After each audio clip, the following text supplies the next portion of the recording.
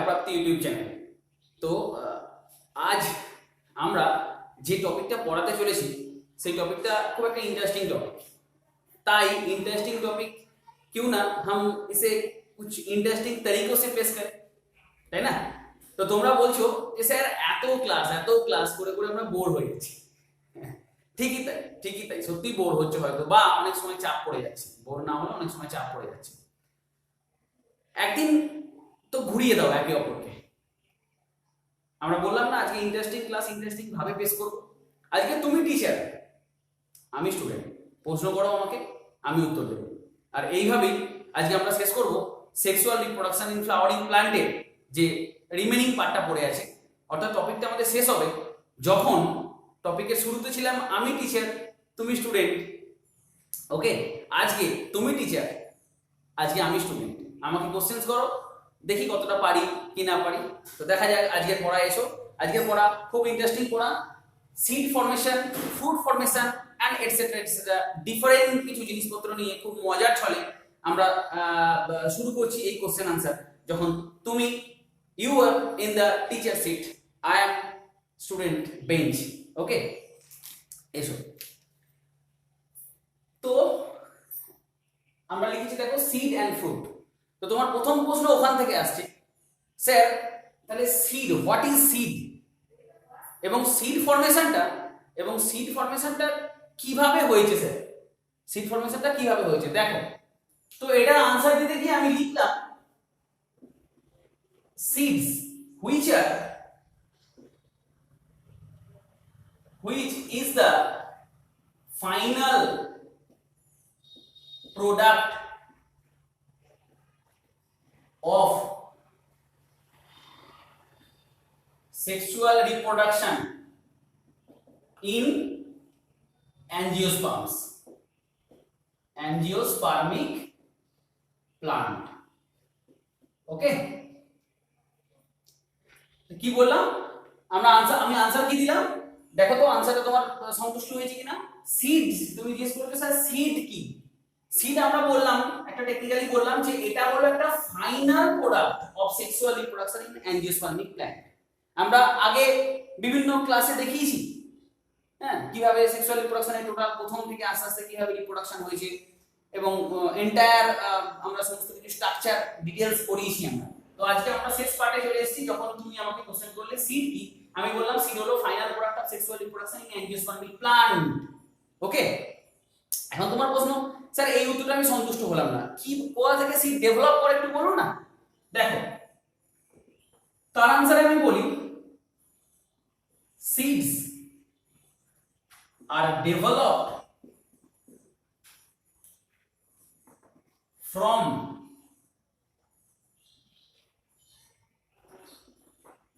fertilized ovule. So fertilized ovule form the seed.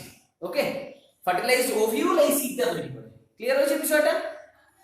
আচ্ছা, এরপর এই সিড স্যার কি কি নিয়ে গঠিত একটু বলুন তো দেখি। তোমরা প্রশ্ন করলে স্যার সিড কি কি নিয়ে গঠিত একটু দেখান না। দেখো এই সিড যেটা আমরা পড়াচ্ছি, যেটা আমরা বলছি আনসার দিচ্ছি, তো সিডটা গঠিত হয়েছে দেখো এই সিডের কি কি আছে। এই ধরো একটা সিড,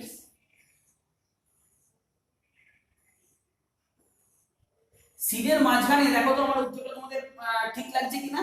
সিড কি কি নিয়ে গঠিত তুমি প্রশ্ন করেছো। সিড গঠিত হয়েছে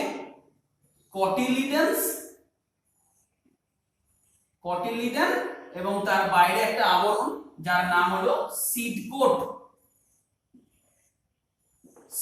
কোট এই নিয়ে, এবং একটা এমব্রায়োনাল অ্যাক্সিস আছে, এমব্রায়োনাল অ্যাক্সিস। ওকে, তাহলে সিড গঠিত হয়েছে, seeds is nothing but the final product of angiospermic plant in sexual reproduction and which is produced from fertilized ovule. অর্থাৎ আমরা একটু দেখিয়ে দিই, দেখো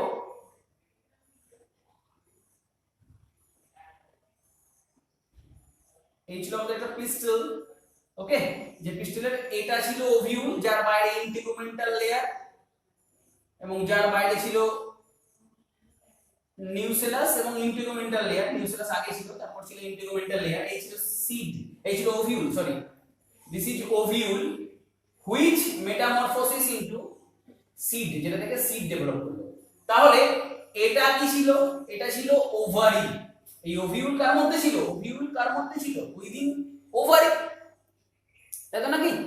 তো এই হলো গল্পটা, এই ওভিউলটা এখন সিড হয়েছে। ঠিক বোঝাতে পারলাম?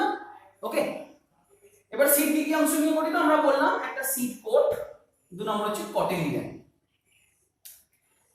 এবার তোমাদের কোশ্চেন হলো, এবার তুমি আমাকে কোশ্চেন করলে স্যার এই সিড তো আপনি বলছেন, ঠিক আছে মানলাম সিড কোট আর কটিলিডন নিয়ে গঠিত, এই সিডের ক্ষেত্রে কিছু টাইপস বলুন না, সিডের কিছু টাইপস আপনি ব্যাখ্যা করুন না। দেখো পরবর্তী তাহলে আমাদের তোমার কোশ্চেন অনুযায়ী টাইপস অফ সিডস, এই টাইপস অফ সিডস এর ক্ষেত্রে খুব ইম্পর্টেন্ট একটা তোমাদের এনসিইআরটি তে উল্লেখ করা আছে। দেখো সিডস আর টু টাইপস, নন অ্যালবুমিনাস, और এটাকে তুমি বলতে পারো এক্স অ্যালবিউমিনাস, আর দু নম্বর চলে আসো অ্যালবুমিনাস। অর্থাৎ এই টাইপসটা কিভাবে করা হয়েছে দেখো, নন অ্যালবুমিনাস সিড বলতে অ্যাকচুয়ালি যেটা বোঝায় সেটা হলো এই যখন সিড ফর্মেশন হয়, অর্থাৎ এমব্রায়ো ডেভেলপমেন্ট যখন হয়, ওকে, তখন আমরা কি বলেছিলাম, এন্ডোস্পার্ম ডেভেলপমেন্ট তার আগে হয়ে যায়। এই এন্ডোস্পার্ম যেটা মেনলি শস্য, এই এন্ডোস্পার্ম যদি রিমেইন থাকে, এন্ডোস্পার্ম যদি তুলনামূলকভাবে রেসিডিউ হিসেবে বেঁচে থাকে, ওকে, তখন তাকে বলা হয় অ্যালবুমিনাস সিড। আর যদি এন্ডোস্পার্ম ফুরিয়ে যায়, কখন কি করতে গিয়ে ফুরিয়ে যায়, এমব্রায়ো ডেভেলপমেন্ট করতে গিয়ে এন্ডোস্পার্মটা পুরোপুরি ফুরিয়ে গেছে, শেষ হয়ে গেছে, ওকে, ইউটিলাইজড হয়ে গেছে, then it is called non albuminous seeds. Non albuminous seeds or albuminous seeds means where no endosperm remain, no endosperm remain, all endosperm are utilized to form embryo, ঠিক আছে? তো এন্ডোস্পার্ম আর রিমেইন নেই, আর নেই, বেঁচে নেই, আর remain নেই, এই ধরনের সিডের एग्जांपल দাও, just like P, just like groundnut etcetera. ঠিক তেমনি এসো অ্যালবুমিনাস সিড, বুঝতেই পারছো কি এর বিপরীত শব্দ,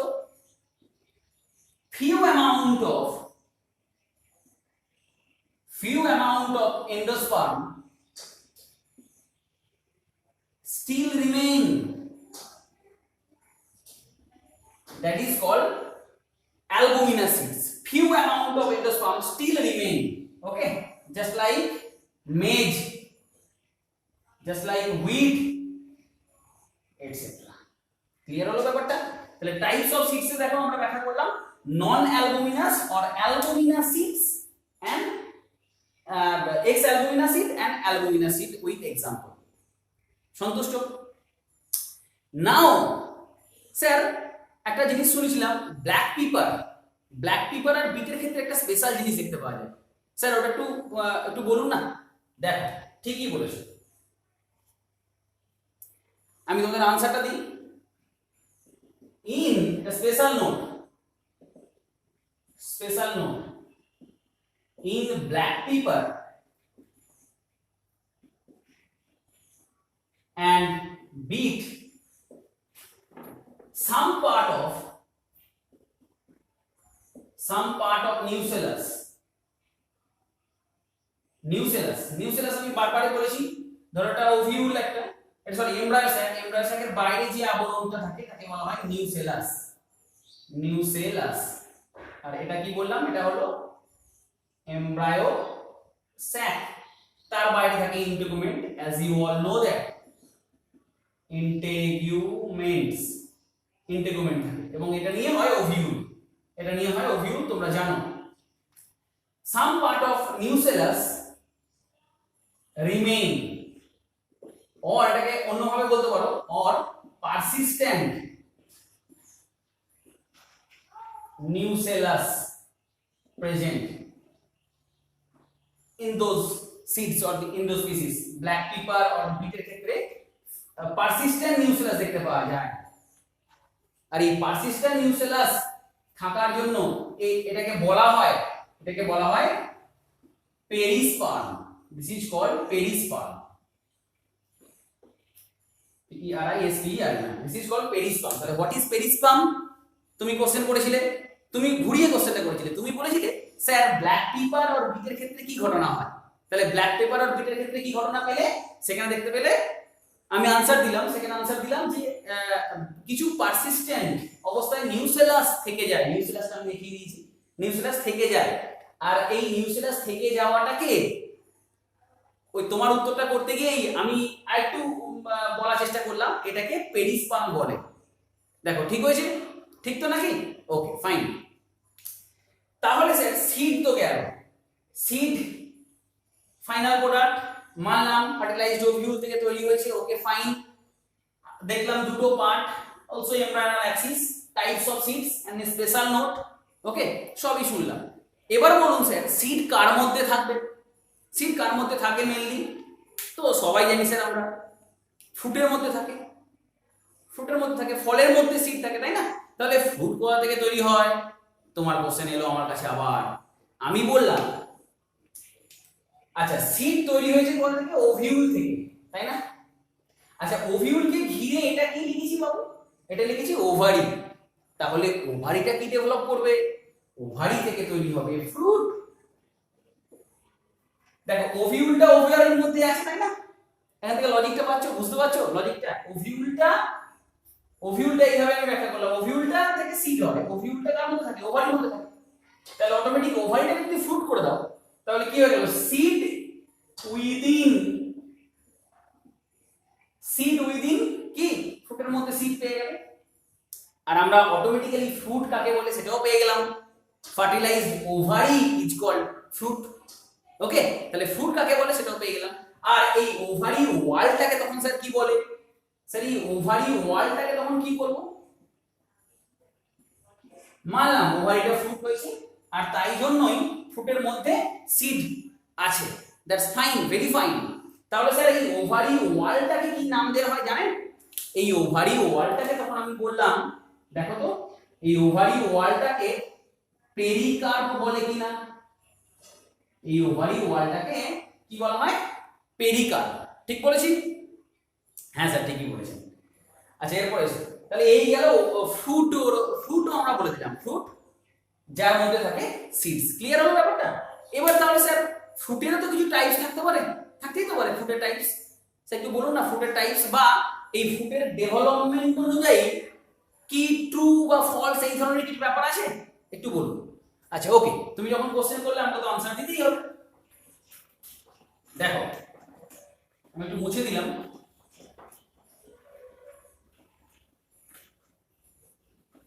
তোমার এখন কোশ্চেন এসছে টাইপস অফ ফ্রুট, এবং তার উপর ভিত্তিতে তুমি কিছু আমাকে হিন্টসও দিয়ে দিয়েছো, স্যার ফলস কি ট্রু এরকম কিছু ব্যাপার আছে।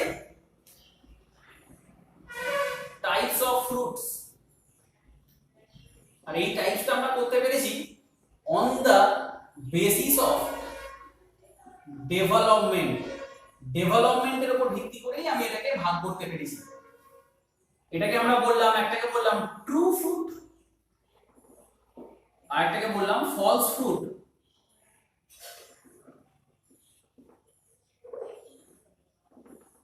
ট্রু ফ্রুট তাহলে কি বলছে? যেটা পিওর ফ্রুট কোথা থেকে তৈরি হয়েছে? From ovary. ফ্রম ওভারি যেটা ডেভেলপ করেছে সেটা কি বলা হয়? True fruit, just like mango. Direct from ovary যেটা মেইনলি ফ্রুটের সংজ্ঞা, ওভারি থেকে ফ্রুট ডেভেলপ করে, fertilised ovary is called fruit, তাহলে সেটাকেই আমরা ট্রু ফ্রুট বলবো। এবার আসছে ফলস ফ্রুট। ফলস ফ্রুট তাহলে কি বলবো? Apart from ovary few part of floral part বলতে পারবো, ওকে, বা ফ্লোরাল রিসেপ্টাকেল, ফ্লোরাল পার্ট গুলোকে ধরে আছে যারা, just like thalamus in some species, in some species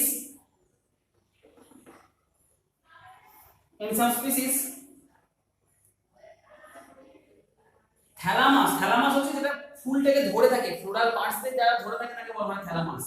thalamus from তৈরি করে fruit, thalamus involve fruit development, তখন এই ফ্রুটটাকে বলা হয় false fruit, so so called false fruit and example জানো, জানলে অবাক হবে, অ্যাপল যেটা আমরা খাই অ্যাকচুয়ালি সেটা ফুল ফল নয়, ফলস ফ্রুট একটা খাই অ্যাপল। ওকে, দেখো অ্যাপেলের ক্ষেত্রে যদি দেখো এইগুলো স্ট্রবেরি, স্ট্রবেরি ধরো এটা অ্যাপল, একটা দেখতে পাচ্ছ মোটামুটি আমি একটা আঁকার চেষ্টা করছি।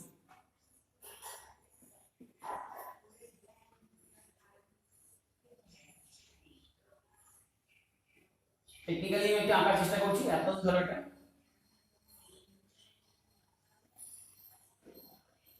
যেটা অর্ধেকটা কেটেছি বুঝতেই পারছো।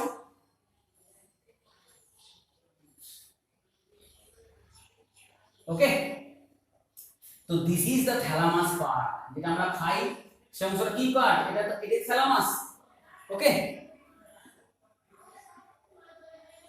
থ্যালামাস বুঝতেই পারছো, এই হলো সিড, সিড। ওকে, এই থ্যালামাসটাই তখন ফ্রুটের ন্যায় বিহেভ করে। Okay, so called it is false fruit. Clear হলো? স্যার এই ফ্রুট আর কিছু ভাবে তৈরি হতে পারে না, ঠিক আছে মানলাম ফলস ফ্রুট, আর কিছু স্পেশাল নোট নেই ফ্রুটের ক্ষেত্রে, একটু ব্যাখ্যা করুন তো দেখি কেমন পারেন। আচ্ছা ঠিক আছে, তোমার যখন এটা কোশ্চেন তাহলে আমি তোমার আনসার দিতে বাধ্য।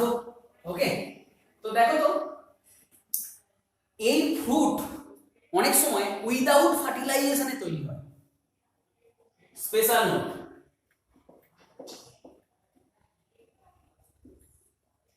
when fruit develops from when fruit develops from when fruit develop without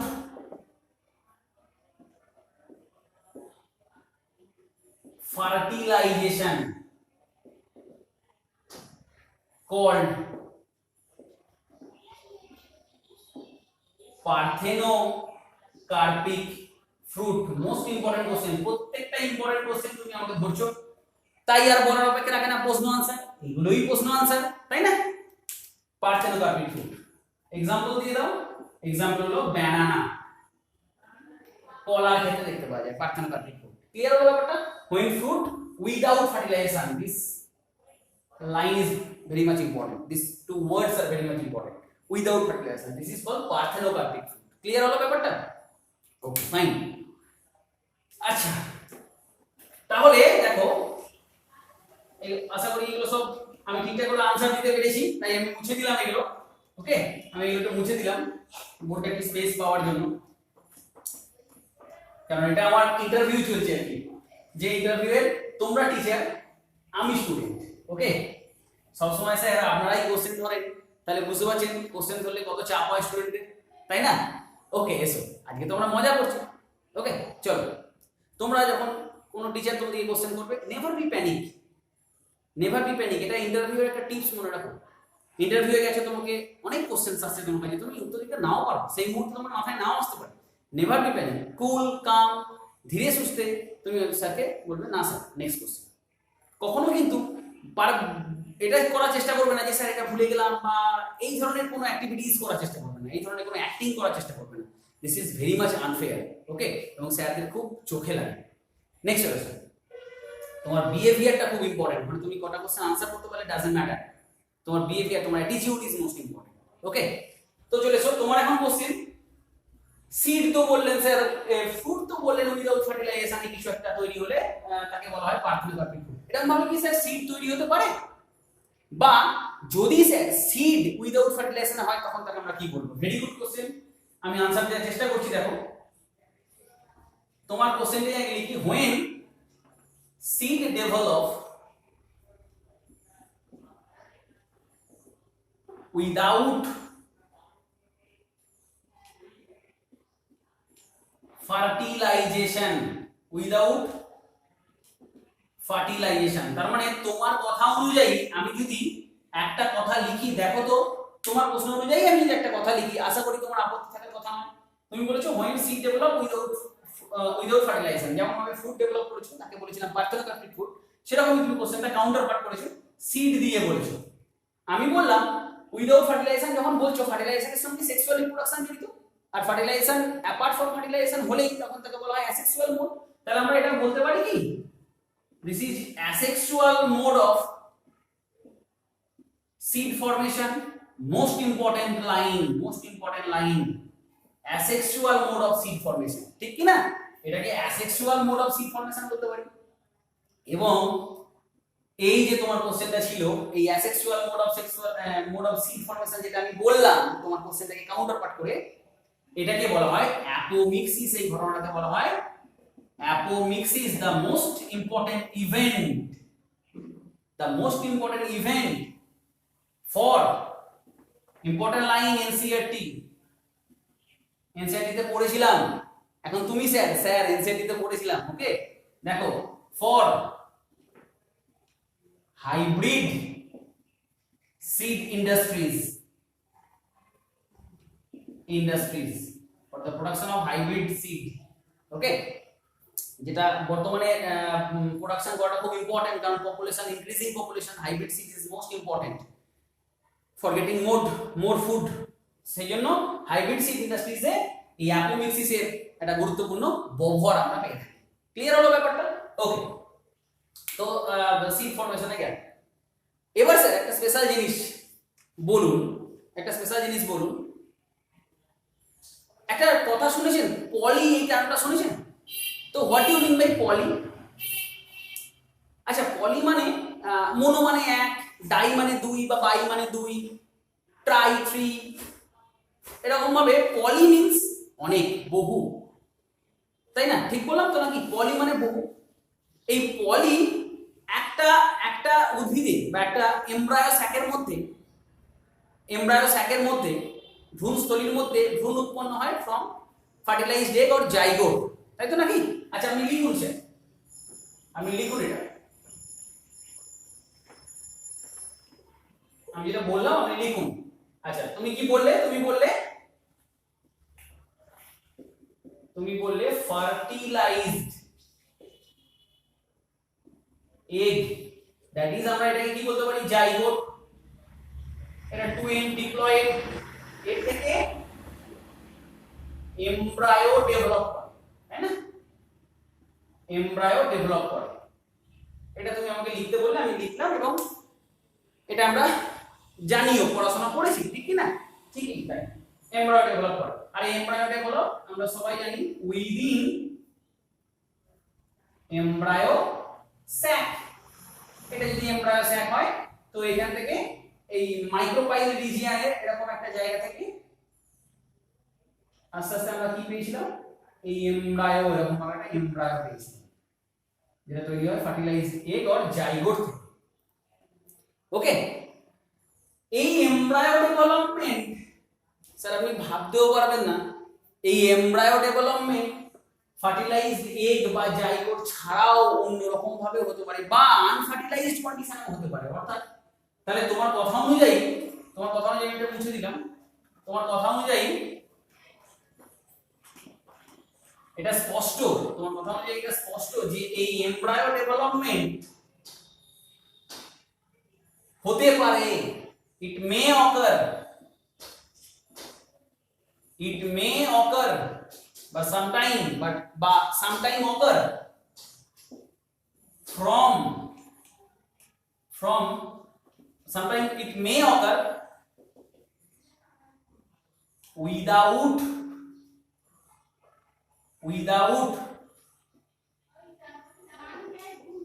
meiosis or direct from diploid egg,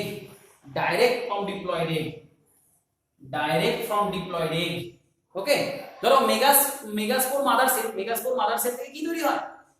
megaspore mother sell বিভিন্ন ভাবে ডিভাইড করে আস্তে আস্তে মেগাস্পোর মাদার সেল থেকে আমরা মেগাস্পোর পাই। সেই মেগাস্পোর হ্যাপ্লয়েড রিডাকশন ডিভিশন করে কি হয়? মেগাস্পোর হয়। সেই মেগাস্পোরটা মাইটোটিক্যালি ডিভাইড করে আমাদের এগ সেল তৈরি করে, যে এগটা ফার্টিলাইজড হওয়ার পর এগ তৈরি হয়, এই জাইগোট তৈরি হয়। জাইগোট থেকে এমব্রায়ো ডেভেলপমেন্ট কমন ব্যাপার, এমব্রায়ো স্যাকের মধ্যে এমব্রায়ো থাকে, ওকে।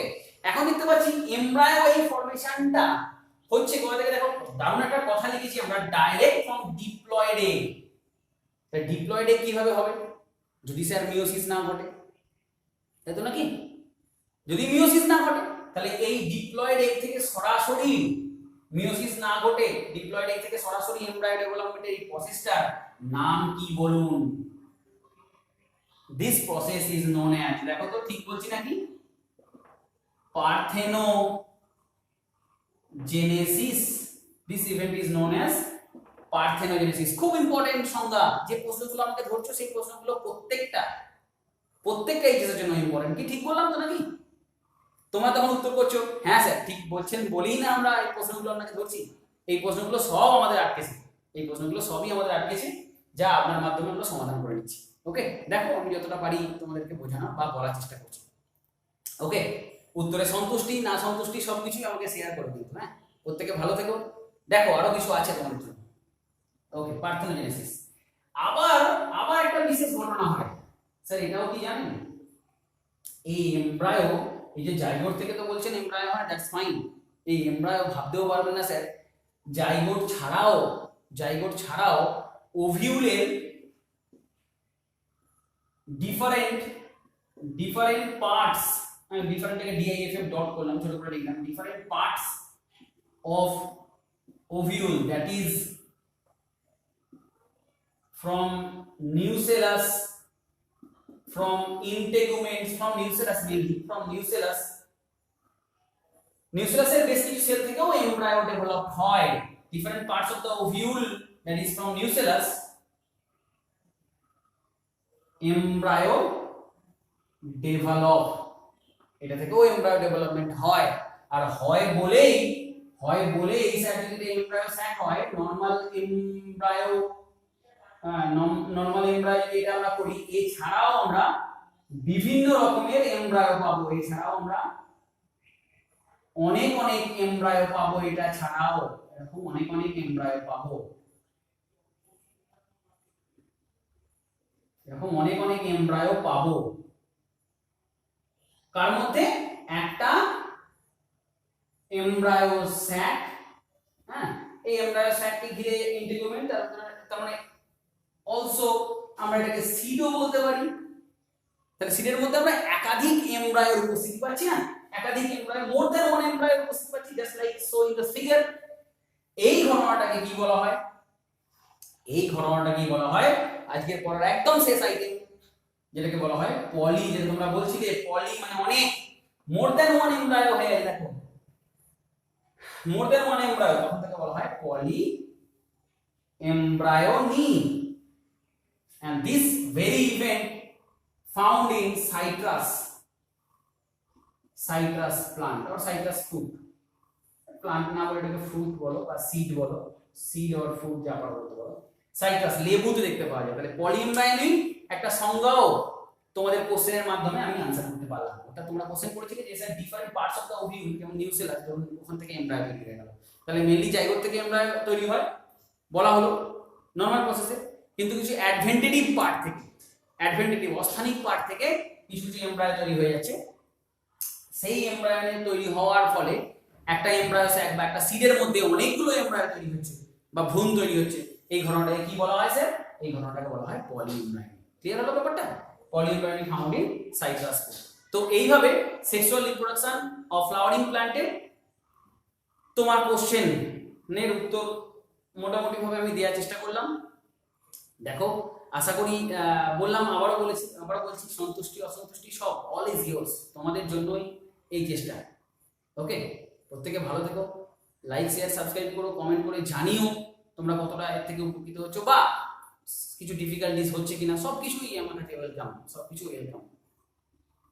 বরঞ্চ তোমার ডিফিকাল্টিস, তোমার সমালোচনা, তোমার সবকিছু, তোমার জন্য যে চ্যানেলটা আমার উদ্দেশ্য করে খোলা, সেগুলো আমার কাছে ওয়েলকাম, অল আর ওয়েলকাম। ওকে, তবে প্রত্যেকদিন আমি ভাবতে পারবো নতুন কিছু, আরো অন্য ভাবে। এই ভাবতে আমাকে সহযোগিতা করো, শেয়ার করো, প্রত্যেকের কাছে পৌঁছে দাও বিষয়টিকে, যাতে তারাও একইভাবে উপকৃত হয়। প্রত্যেকে ভালো থেকো, আবারও থ্যাংক ইউ ভেরি মাচ। আমরা পরবর্তী ক্ষেত্রে আবারও নতুন টপিক নিয়ে ফিরে আসবো। ডেসক্রিপশন বক্সে আমাদের এই সেক্সুয়াল রিপ্রোডাকশন ইন ফ্লাওয়ারিং প্ল্যান্টের লিঙ্কগুলো দেওয়া থাকবে, তোমরা সার্চ করে নিও বা দেখে নিও। পাশাপাশি বায়োপ্রাপ্তি ইউটিউব চ্যানেল তোমরা সাবস্ক্রাইব করলেই প্লেলিস্টে গিয়ে দেখতে পাবে আমাদের চ্যানেল পুরো টপিক ওয়াইজ আমরা কন্টেন্টগুলোকে ভাগ করে রেখেছি। ওকে, থ্যাংক ইউ ভেরি মাচ। আবার প্রত্যেকে ভালো থাকবে।